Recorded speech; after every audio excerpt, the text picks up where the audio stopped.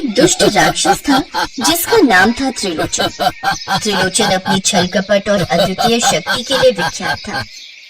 उसने वर्षों की कठोर तपस्या करके भगवान शिव से अजेय होने का वरदान प्राप्त किया था। इस वरदान के बल पर वह अत्यंत अहंकारी और अत्याचारी हो गया था।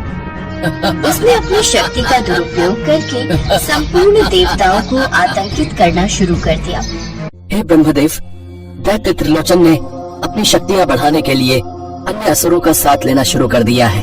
अन्य आसुरी शक्तियों की सहायता से उसने अपना एक विशाल साम्राज्य खड़ा कर लिया है, जो दिन प्रतिदिन बढ़ता ही जा रहा है। मुझे संदेह है ब्रह्मदेव, कहीं कोई अनर्थ न हो जाए, कहीं त्रिलोचन स्वर्ग लोक पर हमला न कर दे।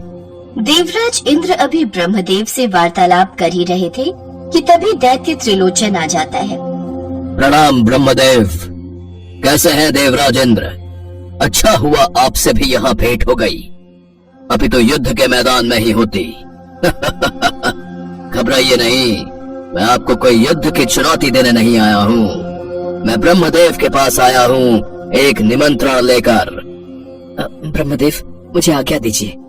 इंद्रदेव त्रिलोचन को देखकर कुपित हो जाते हैं और ब्रह्मदेव को प्रणाम करके वहाँ से चले जाते हैं। किस बात का निमंत्रण दैत्य त्रिलोचन? ब्रह्मदेव, बहुत समय से मैं सोच रहा था कि मैं अत्यंत दुष्कर्म करते करते थक गया हूँ। अब मैं थोड़ी शांति चाहता हूँ, इसलिए मैं अपने महल में एक दिव्य यज्ञ का आयोजन करवा रहा हूँ, जिसमें मैं आप तीनों त्रिदेवों को भी आमंत्रित करने आया हूँ।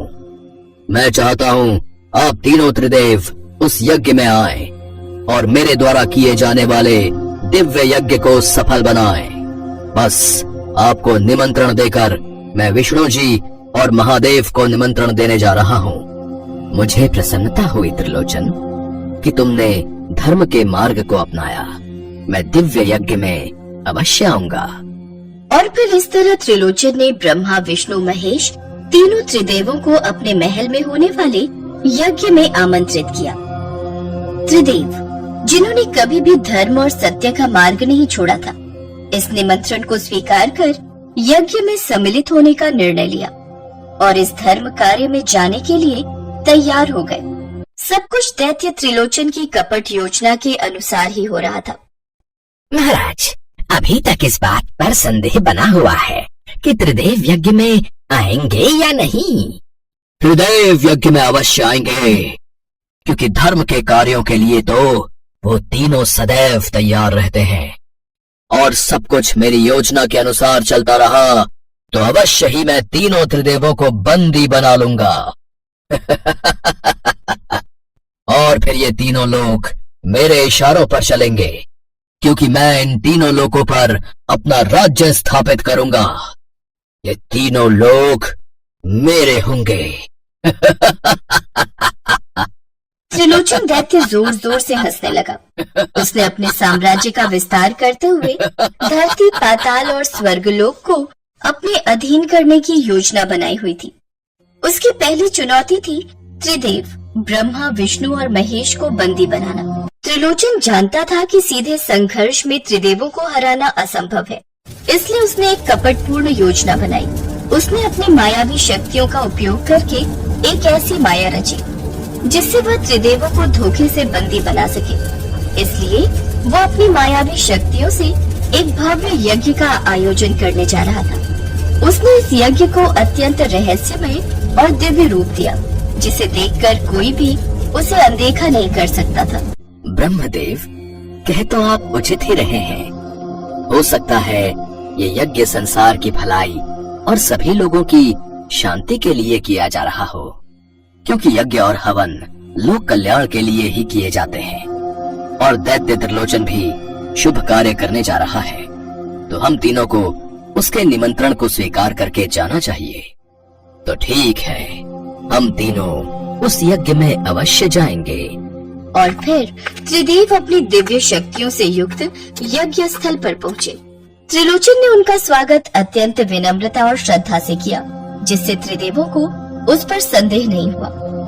पधारिए त्रिदेव, आपका मेरे महल में स्वागत है। आपने यज्ञ में पहुंचकर मुझे धन्य कर दिया। दैत्य त्रिलोचन, तुमने यज्ञ की बहुत भव्य तैयारियां की हैं। अद्भुत, अति सुंदर। सचमुच सारी व्यवस्था बहुत अच्छे से की गई है। लगता है कि यह यज्ञ तुम्हारे लिए बहुत महत्व रखता है और तुमने इस यज्ञ की तैयारियों के लिए कठिन परिश्रम भी किया है। अवश्य ही यज्ञ तुम्हारे लिए अत्यंत महत्वपूर्ण है। आप तीनों ने उचित पहचाना, मेरे लिए यह यज्ञ बहुत ही महत्वपूर्ण है। मैं कब से इस यज्ञ को करने के लिए योजना बना रहा था और आज वो शुभ दिन आ ही गया जब तीनों त्रिदेवों के चरण मेरे महल में पड़े। त्रिलोचन त्रिदेवों को अपनी बातों के माया जाल में फंसा रहा था। त्रिदेव इस बात से अनभिज्ञ थे कि त्रिलोचन ने इस यज्ञ में उन्हें इसलिए बुलाया है ताकि वो उन्हें बंदी बना सके। जैसे ही यज्ञ शुरू हुआ, त्रिलोचन ने अपनी माया का जाल फैलाना शुरू कर दिया।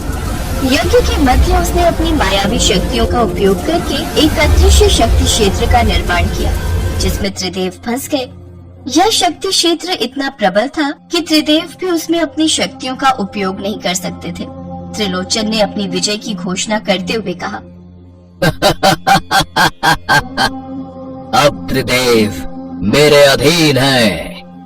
अब इस संसार पर मेरा राज्य होगा, मेरा। ब्रह्मा जी जो सृष्टि के रचयिता थे, उन्होंने अपनी सृजनशीलता से इस जाल से निकलने का प्रयास किया, लेकिन त्रिलोचन की माया ने हर बार उन्हें असफल कर दिया। विष्णु जी जो सृष्टि के पालन करता थे, उन्होंने अपनी चतुराई और रणनीति का उपयोग करके इस जाल को तोड़ने की कोशिश की, लेकिन त्रिलोचन की शक्तियों के सामने वे भी विफल रहे। महेश जो विनाश के देवता थे, उन्होंने अपनी प्रचंड शक्ति का उपयोग करके इस जाल को नष्ट करने का प्रयास किया, लेकिन त्रिलोचन की माया इतनी प्रबल थी कि शिव जी की शक्ति भी उसमें बंधी रह गई। त्रिलोचन ने अपने जाल में फंसे त्रिदेवों को देखकर अट्टहास किया। तुम्हारी सारी शक्ति और महिमा अब मेरे अधीन है। मैं ही इस ब्रह्मांड का स्वामी हूँ। हमारा अलग अलग होना ही हमारी कमजोरी है। हमें एक होना होगा। हाँ, हमें अपनी शक्तियों को एकजुट करना होगा, तभी हम इस जाल से मुक्त हो सकते हैं। जब हम तीनों शक्तियाँ एक हो जाएंगे तो हम इस बंधन से मुक्त हो जाएंगे। तीनों देवताओं ने अपनी शक्तियों को एक साथ मिलाकर एक शक्तिशाली ऊर्जा का निर्माण किया। उनकी एकता से उत्पन्न इस ऊर्जा ने त्रिलोचन के मायावी जाल को तोड़ दिया। त्रिदेव एक साथ मिलकर त्रिलोचन के सामने खड़े हो गए। त्रिलोचन, जिसने सोचा था कि उसने त्रिदेवों को हमेशा के लिए बंदी बना लिया है, उनके इस नए रूप को देखकर स्तब्ध रह गया। त्रिदेवों की संयुक्त शक्ति के सामने वह असहाय हो गया। उसकी सारी माया और शक्ति निष्फल हो गई। यह कैसे संभव है? तुम लोग मेरे जाल से कैसे निकल आए? त्रिलोचन, तुमने ये सोचकर बड़ी भूल की कि तुम हमें बांध कर रख सकते हो। हम तीनों मिलकर एक हो गए हैं और हमारी संयुक्त शक्ति से कोई भी हमें रोक नहीं सकता। तुम्हारा अहंकार और अत्याचार अब समाप्त होगा। सच्चाई और धर्म की हमेशा विजय होती है। तुम्हारी माया और छल कपट के सामने हमारी एकता और शक्ति अजेय है।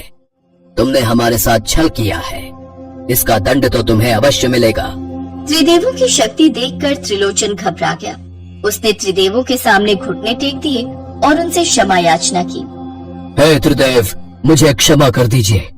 मैंने अहंकार में आकर अपनी शक्तियों का दुरुपयोग किया। मुझे क्षमा कर दीजिए। त्रिलोचन, तुमने अपनी शक्ति का दुरुपयोग किया और अहंकार में आकर संसार को कष्ट दिया, लेकिन अब यदि तुम सच्चे मन से प्रायश्चित करोगे और धर्म के मार्ग पर चलोगे तो हम तुम्हें क्षमा कर सकते हैं। तुम्हें अपनी गलतियों का प्रायश्चित करना होगा और भविष्य में कभी भी अपनी शक्तियों का दुरुपयोग नहीं करना होगा। यदि तुमने अपने हृदय से सच्चा प्रायश्चित किया है तो हम तुम्हें क्षमा कर देंगे। मैं वचन देता हूँ, मैं अपनी गलतियों का प्रायश्चित करूंगा और धर्म के मार्ग पर चलूंगा। त्रिलोचन ने अपनी गलतियों का प्रायश्चित किया और त्रिदेवों के चरणों में गिरकर उनसे क्षमा मांगी। त्रिदेवों ने त्रिलोचन की क्षमा याचना सुनी और अपनी दिव्य दृष्टि से देखा कि उसके हृदय में वास्तव में पछतावा है। त्रिदेवों ने उसे क्षमा कर दिया और उसे धर्म और सत्य के मार्ग पर चलने का निर्देश दिया। त्रिदेवों की विजय के बाद संसार में पुनः शांति और व्यवस्था स्थापित हुई। त्रिलोचन ने अपनी शक्तियों का सही उपयोग करना शुरू किया और धर्म के मार्ग पर चलकर संसार की सेवा की।